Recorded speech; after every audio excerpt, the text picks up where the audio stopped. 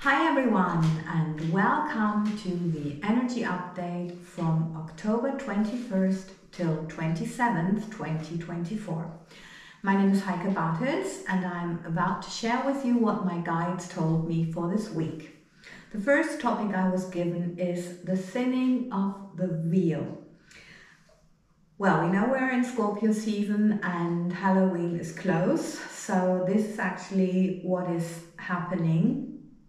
And of course, with this thinning of the veil, our intuition is heightened, and also the possibility of communicating with the other side, or so-called other side. So maybe you notice that some forgotten intuitive skills arise, maybe from childhood, or some new intuitive skills, which are maybe spiritual gifts, because really spirituality, it's all about this intuition. So maybe something like that comes up, or maybe you feel or you hear, sense someone who has already transitioned, like a friend or a relative, because you're thinking of them and in that moment it happens, yeah? Or you just,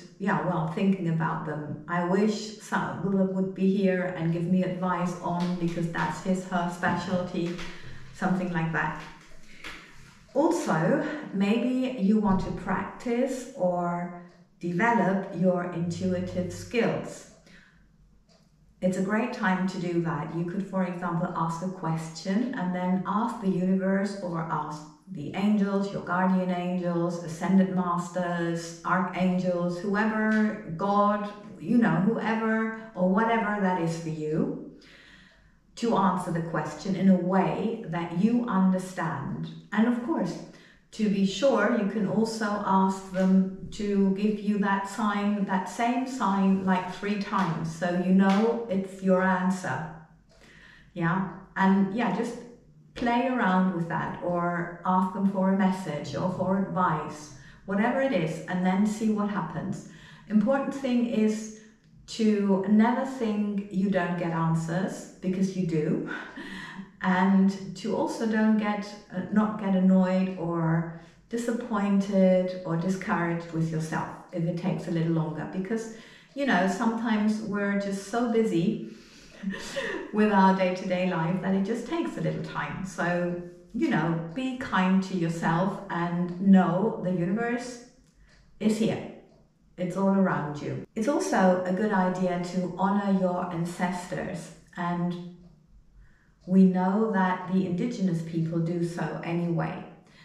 It's also said that without your ancestors and without being in peace with them, knowing they always did the best regarding the knowledge they had, the education, the resources, the abilities, support available, whatever, that they could, and they have laid the ground for whatever we have now. So everybody does their part to the best of their abilities, and it's important to honor them as you may want to be honored for what you do, because you do a lot of, it's not easy, yeah? It's quite tough. Life is not easy. Well, it's very simple, but it's not easy. So, all your effort, that was what I was looking for, all your effort needs to be, not rewarded, but to be seen. I mean, we all wish to be seen. And our ancestors are exactly the same. So maybe you want to do a little ritual to honor them, or maybe you would like to do a little healing thing. And you could do that very intuitively, but we get to that later, as I was told by my guides. So the second topic is inner exploration. And this is an ongoing theme for Scorpio season, because that's what we do. We like to dig deep into everything, finding out who we really truly are in essence. And that's what it's about. And of course, if we explore that, that it may lead to a shift in our relationships. First and foremost, the most important relationship that we have is the one with ourselves and with the Creator, because there's a part of the Creator within us. So that's the important relationship, and obviously it affects and reflects on all the others that we have in the outside, because the relationships in the outside are a reflection of our relationship with ourselves and with the Creator. So yeah, wanting to find more meaning can, for example, mean that in the end you're not anymore agreeing to superficial conversations, this small talk. Yeah, you don't want to feel like you're wasting your time. You really want to explore deep, and you either do that, or if it's impossible, okay, then you look for something different. Or maybe a person in your life is not anymore as important, because you notice it's not adding to your life and it's not adding to what you feel you are. So you are on your journey to authenticity. You might have some revelations or get some insights, and obviously this changes you. It changes your beliefs, it changes your views, and of course it will over time lead to changes in the outside. The guides say that as we are also beings of nature, we are living here, these inner changes will occur over the period of the winter, yeah, and the outside changes may not happen until we're ready to go in spring, but not necessarily, yes, but just give yourself time. That's what they like to ask us, because you may want to take some time for yourself and some space to reflect upon yourself, upon your life, really exploring those questions of who you really are and what that means for your life. If there's something missing in your life, maybe also, and then how can you change? What can you do?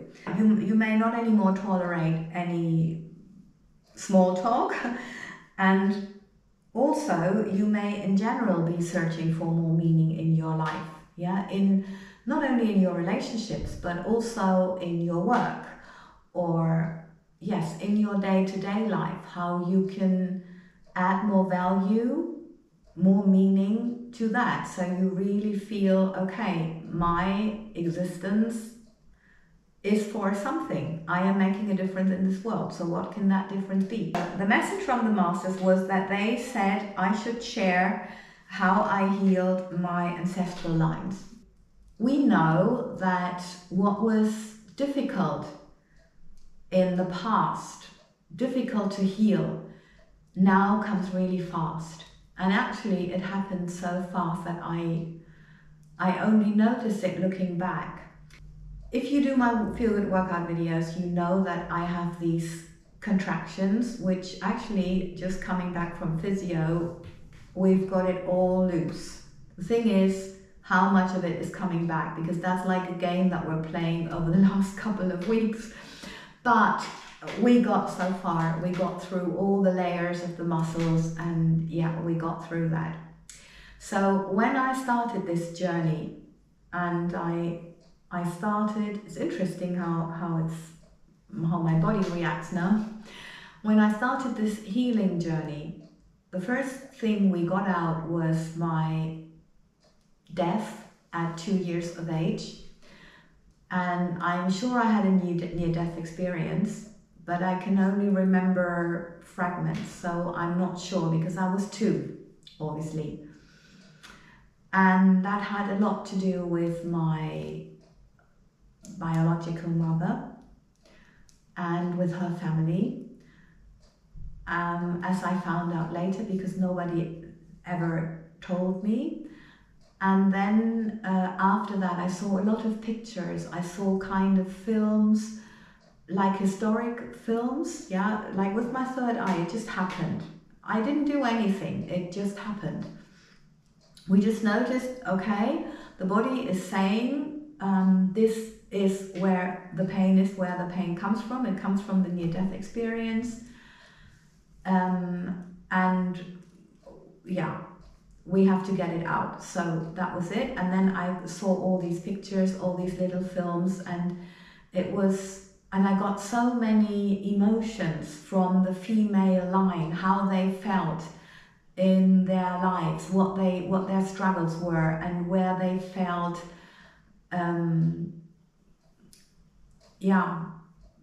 they couldn't do anything.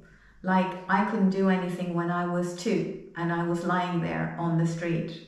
I was dead. And it was that same thing of not knowing what to do, feeling helpless, feeling small, all this. And that was something that I carried with myself all my life. Not being enough, all this. So with all these pictures and all these films and all these feelings I got, I noticed I was processing these emotions, and then afterwards it was in peace. It was at peace. And very shortly afterwards, I had very vivid dreams, and it was about a former boyfriend, about a relationship, and it was like I met this person again, and it was like a healing of this relationship and of what we were going through, and how it ended. It was very dramatic, sad, very sad actually, and it never really ended. It was a breakup. It was really a literal break up, and never addressed, never healed, and that was very obvious. And then after that, I noticed several characteristics of this boyfriend very strongly, because I got the emotions. And then I noticed these same emotions from my father, and from other relatives in that masculine line. So alive and dead, or both alive and dead. And again, I noticed I was processing those, because realizing, okay, this is how they feel, this is how they act, and this is why they acted this way. And it was not that I had to think about it. It just happened. It was just like, oh yeah, it's like this, and this is like this. Oh yeah, and this makes sense, and this makes sense. It was like plates readily served, so you could just eat it. Yeah, nothing else to do. And I just noticed in my body the big difference. And actually, that was the moment when I had those 2 healings. I don't know, I think it was within a week or even less that all this happened. And then I noticed that the contractions slowly went away, like we could get through the layers, layer by layer by layer. And we've been working on it now for 21 months. But since then, it's been half a year. So it's not that much. And actually that was really 7 months. 7 months. But I mean, thinking about it, 21 months and then 7 months. And from there, it really made a progress and it made a difference. Oh yes, it's also been the time where I suffered the most, I have to say. But it was moving from there. So if you have that in mind to do something like that, if you have that intention and you notice, okay, this is what's necessary, then just trust the process. And that's actually the message that the masters want us to get or to receive, that it is possible. There is no certain way how you have to do it. If you hold this intention, it gets healed. So, I'm very moved at the moment, you might notice. So thank you very, very much for your time and your attention. And I really hope this helps you out. And if it does, please subscribe to the channel, and same to the Feel Good Workout Heike Bartes, which is the channel with a physical workout that helps you process the energies and release the trauma on a cellular level. And we've got a daily dose on Instagram at Heike Dance. Please also check that out, and let's meet for the next energy update. Thank you.